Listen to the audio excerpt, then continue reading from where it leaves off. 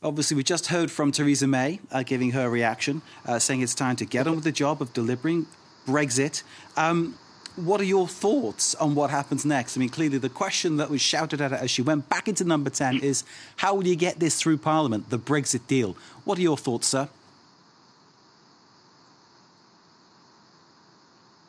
I think it's going to be very difficult, if not impossible. She's got 117 of her own backbenchers who said they did not have confidence in her. That's a very large proportion of the ordinary members of Parliament. If you exclude those of members of her government, it's about 2/3 of the rest of the members of Parliament. Now, if they voted against her because they don't like the deal, she's going to have to do an awful lot to get that deal changed.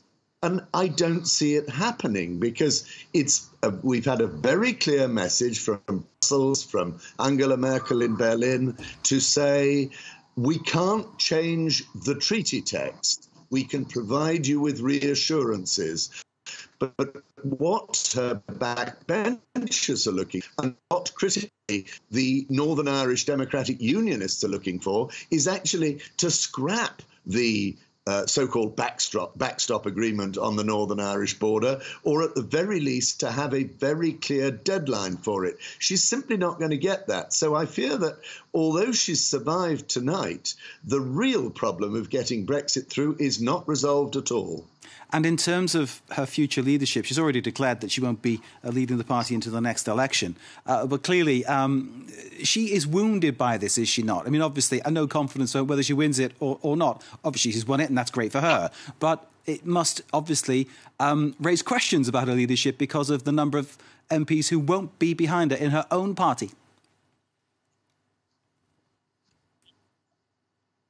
Absolutely. I mean, she's strengthened a little bit, but not very much. And in fact, I think we'll see over the coming days whether those rebels, those passionate Brexit supporters who voted against her, will they soften their stance? Will they back off a bit?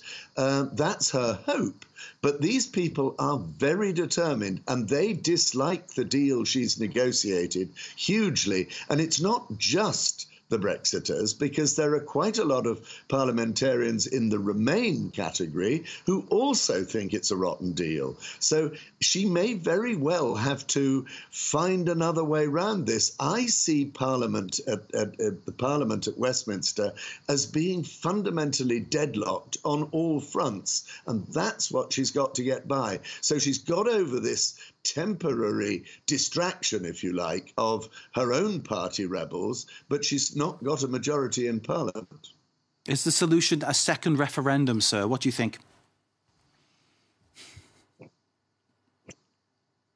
I think the chances of that happening are growing all the time, because it actually is an escape route both for her and for the opposition, the Labour opposition in particular, which is also divided on this. So they're both split on the subject.